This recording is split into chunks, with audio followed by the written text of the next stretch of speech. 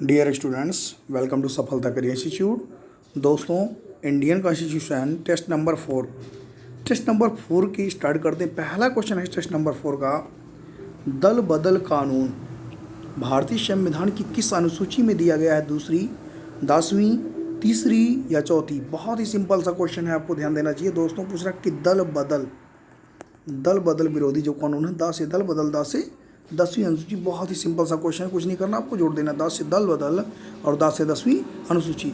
और आपको मालूम है ये 1985, अगर आपसे लिख करके पूछेगा कि किस द्वारा संविधान 1985, 52वां संविधान संशोधन 1985 द्वारा जो है संविधान इसको प्राप्त हुआ। तो ये ध्यान देना है कि 52 अमेंडमेंट एक्ट 1985। नेक्स्ट, और इसके अलावा आप तीसरी अनुसूची में क्या है, चौथी में क्या है और दूसरी अनुसूची में क्या है, ये सब आप कमेंट करके बताएंगे कि इसमें क्या है, तीसरी में क्या है, चौथी अनुसूची में क्या क्या दिया गया है। क्योंकि कुछ ऐसे स्टूडेंट्स हैं जो कि नाराज़ हो रहे हैं, उनको उनसे क्वेश्चन नहीं पूछा जा रहा है। तो क्वेश्चन यदि अगर आपसे क्वेश्चन किया जा रहा तो आप कमेंट में ज़रूर क्वेश्चन का आंसर दें। सही हो या गलत हो अलग कमेंट है, बट आपने प्रयास तो किया। और यदि अगर आपने आंसर खोज करके कलेक्ट कर लिया तो जीवन में कभी भूलेगा नहीं, ये श्योर मान के लिएगा। नेक्स्ट, अगला क्वेश्चन आपका, ये तो दल बदल हो गया आपका। नेक्स्ट है, भारतीय संविधान की 8वीं अनुसूची में भाषाओं की संख्या 15, 18, 22 या 14? तो 8वीं अनुसूची में दोस्तों क्या दी गई है? भाषा। क्या दी गई? भाषा। और टोटल की संख्या कितनी है? 22। इससे पहले दोस्तों थी 18 प्लस 4 जुड़ी और टोटल वैल्यू कितनी हुई? 22। अब ये चारों कौन कौन सी जुड़ी? इससे पहले आपको मालूम हो 15 प्लस 3 18 और प्लस 4 इक्वल टू टोटल कितनी हुई? 22। अब आपको यह जानना जरूरी कि 3 ये किस माध्यम जुड़ी? तो दोस्तों 3 नमक के माध्यम से जुड़ी। किस माध्यम से? नमक, नेपाली, मणिपुरी और कोंकणी। टोटल आपको मालूम है कि 3 जुड़ी तो कितनी होगी? 18। अब सब प्लस 4 जुड़ी दोस्तों, तो ये टोटल संख्या कितनी हो गई? 22। और ये जो 4 जुड़ी दोस्तों, ये है आपको मालूम है कि बोर्ड मास के जरिए। किस जरिए? बोर्ड मास। बोडो, डोंगरी, मैथिली और संथाली, यानी टोटल संख्या कितनी होगी दोस्तों?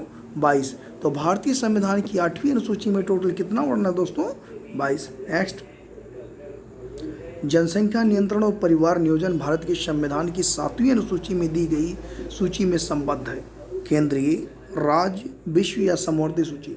अब आपको इतना ही ध्यान देना चाहिए कि 7वीं अनुसूची में क्या दिया गया। आपको मालूम केंद्र, राज्य और समवर्ती सूची का उल्लेख। समवर्ती सूची का मतलब जो कि स्टेट और सेंट्रल दोनों से रिलेटेड रिलेशन हो, तो आपको मालूम है 7वीं अनुसूची में क्या दिया गया है दोस्तों? तो ये रिलेशन जनसंख्या यानी पॉपुलेशन कंट्रोल और परिवार नियोजन, ये दोनों के दोनों समवर्ती सूची में दोस्तों। किसमें? समवर्ती सूची में। तो आपको मालूम है कि 7वीं अनुसूची में समवर्ती सूची, और समवर्ती सूची दोस्तों कहाँ से ली गई है? ऑस्ट्रेलिया से। कहाँ लिया गया ये? इसे ऑस्ट्रेलिया से ग्रहण किया गया। समवर्ती सूची कहाँ की देन? मोस्ट बड़े क्वेश्चन है, सुपर टेट वगैरह में डायरेक्ट क्वेश्चन दोस्तों आए कि समवर्ती सूची किस देश की देन है दोस्तों? ऑस्ट्रेलिया। नेक्स्ट, निम्नलिखित में से कौन सा विषय राज्य सूची के अंतर्गत आता है? कृषि, दंड विधि, शिक्षा या रक्षा? तो राइट आंसर दोस्तों हो जाएगा कृषि, आपका राज्य सूची के अंतर्गत आता है। नेक्स्ट, और आपको मालूम है नियर अबाउट कृषि में 60 से 65% जनसंख्या कृषि पर ही आधारित है। भारत एक कृषि प्रधान देश है दोस्तों, ऐसा है, एक कृषि प्रधान देश है। वो कृषि के टॉपिक वगैरह कभी लेकर के आएंगे तो एजी में डिटेल आपको बताएंगे। नेक्स्ट, भारतीय संविधान की समवर्ती सूची की धारणा किस देश के संविधान से ली गई है? मात्र 1 सेकंड का क्वेश्चन है, फटाफट कमेंट करके जरूर आप बताएं। बहुत ही सिंपल क्वेश्चन, अभी मैंने बता दिया आपको। जापान माइनस कर देंगे, कनाडा माइनस कर देंगे उससे। अभी मैंने क्या बताया आपको? ऑस्ट्रेलिया की समवर्ती सूची जो है, इसकी अवधारणा किस देश से ली गई है? इसका रिलेशन कहाँ से? ऑस्ट्रेलिया से। अब आपको यह जानना जरूरी कि जब तक हम किसी क्वेश्चन को क्यों, कहाँ, कैसे नहीं पढ़ेंगे, क्वेश्चन जो है क्लियर नहीं होगा। क्योंकि आजकल जो है कंपटीशन बहुत ही बढ़ता चला जा रहा है। आपको यह मालूम होना चाहिए कि समवर्ती सूची किस अनुसूची में है? 7 शेड्यूल में है। कहाँ से लिया गया? ऑस्ट्रेलिया से लिया गया। तो ये जब तक सारे रिलेशन अगर जोड़ करके पढ़ेंगे तो कभी गलत नहीं होगा। नेक्स्ट, स्वतंत्र भारत की पहली महिला राज्यपाल। स्वतंत्र भारत की पहली महिला राज्यपाल सरोजिनी नायडू, श्रीमती सुचेता कृपलानी, इंदिरा गांधी और श्रीमती विजय लक्ष्मी पंडित। 4 के चारों पर्सनालिटी मोस्ट बड़ा क्वेश्चन है। अब आपको मालूम श्रीमती सरोजिनी नायडू, इसके आंसर्स हैं। स्वतंत्र भारत की पहली महिला राज्यपाल श्रीमती सरोजिनी नायडू। सुचेता कृपलानी जी का नाम आपने सुना होगा, तो सुचेता कृपलानी आपके मुख्यमंत्री। और श्रीमती इंदिरा गांधी जी, आप बताएंगे कि क्या थी ये? और श्रीमती विजय लक्ष्मी जी पंडित का सर्वप्रथम चयन कहाँ हुआ? श्रीमती विजय लक्ष्मी पंडित जी है सर्वप्रथम कहाँ चुनी जाने वाली प्रथम महिला थी? श्रीमती विजय लक्ष्मी पंडित और श्रीमती इंदिरा गांधी, ये दोनों के दोनों आपके क्वेश्चन हैं। नेक्स्ट, संविधान में किस पर महाभियोग चलाने के लिए कोई प्रावधान नहीं है? भारत का मुख्य न्यायमूर्ति, किसी उच्च न्यायालय का मुख्य न्यायमूर्ति, राज्यपाल या राष्ट्रपति? तो राज्यपाल पर कोई महाभियोग चलाने की कोई प्रक्रिया का उल्लेख नहीं, बट इसमें जब यही ध्यान देना, आजकल के क्वेश्चन का ट्रेडिशन चेंज होगा दोस्तों, यही ध्यान देना नहीं, पहले क्या होता था नहीं है, लिख करके पूछेगा इनमें से कौन सा सही नहीं है, सही नहीं है।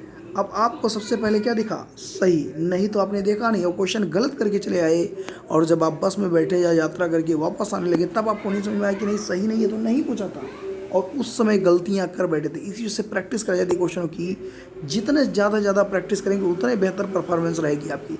नो प्रैक्टिस नो चांस, जितना ही प्रैक्टिस करेंगे उतने बेहतर होगा। ये गलतियां जो हैं, अब आपको ये लग रहा है कि संविधान पर महाभियोग चलाने के लिए कोई प्रावधान नहीं, किसकी? राज्यपाल में आपने कभी महाभियोग, आर्टिकल 61 में महाभियोग प्रक्रिया है, आर्टिकल 61 में महाभियोग प्रक्रिया का उल्लेख है। तो ये आपको मालूम, भारत का मुख्य न्यायमूर्ति, किसी उच्च न्यायालय का मुख्य न्यायमूर्ति, और इसके अलावा आपको मालूम राष्ट्रपति के लिए, बट राज्यपाल के लिए ऐसा कोई उल्लेख नहीं है। नेक्स्ट, अगला क्वेश्चन आपका, राज्य विधानमंडल के अनुमोदन के बिना राज्यपाल द्वारा अध्यादेश, सॉरी इससे पहले थोड़ा सा इसमें बच रहा है कि महाभियोग प्रक्रिया लगा कौन सकता है? तो दोस्तों महाभियोग प्रक्रिया लगाने का सिस्टम जो है ये पार्लियामेंट लगा सकती है। दोस्तों कौन? संसद। अब आपको मालूम है कि पार्लियामेंट का निर्माण जो है, संसद का निर्माण किन किन कैंडिडेट से मिलकर के होता है? तो लोकसभा, राज्यसभा और राष्ट्रपति। राष्ट्रपति साहब यदि खतरे में, तो आपको मालूम कि एक सदन क्या करेगा? आरोप लगाएगा, और दूसरा सदन दोस्तों इन्वेस्टिगेशन करेगा। तो ये जानना जरूरी है। और कितने दिन पूर्व सूचना? 14 दिन। मोस्ट बड़ा क्वेश्चन है यही दोस्तों, लिख करके आएगा कि कितने दिन पूर्व सूचना राष्ट्रपति को दी जाएगी? 14 दिन। नेक्स्ट, राज्य विधानमंडल के अनुमोदन के बिना राज्यपाल द्वारा अध्यादेश कितनी अवधि के लिए लागू रहेगा? दोस्तों कितनी अवधि के लिए लागू रहेगा? 6 सप्ताह। 6 सप्ताह। नेक्स्ट, इसमें ये जानना जरूरी है, अगला क्वेश्चन है आपका, राज्य विधानसभा के सदस्यों की अधिकतम निर्धारित संख्या। राज्य विधानसभा के सदस्यों की अधिकतम निर्धारित संख्या है 350, 600, 500 या 750। तो राज्य विधानसभा सदस्य जो है संख्या दोस्तों, यह है आपको मालूम होना चाहिए, 60 या 500 से अधिक नहीं हो सकती, 60 या 500 से अधिक नहीं हो सकता। इंपॉर्टेंट क्वेश्चन है, तो आपको यह ध्यान देना चाहिए कि यह 60 और 500 से अधिक नहीं हो सकता।